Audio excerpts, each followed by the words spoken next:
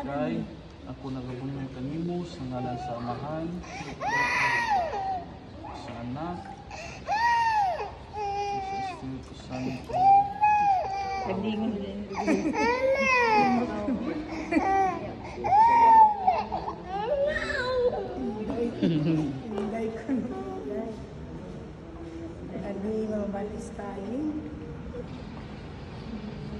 Ang makagaw nga Dios Amahan sa atong Ginoo sa Kristo nagluwas kanimo sa sala, naghatag kanimo sa bag-ong pagkatao pinaagi sa tubig ug sa Espiritu Santo ug nagdawat kanimo tipon sa iyang balaan nga katawhan. Siya karon magbihog kanimo sa krisma sa kaluwasan. Maingon nga si Kristo gibihugan nga pari, propeta ug hari. Mao man usab magpuyo unta ikaw sa kanunay imong bahin sa ilawas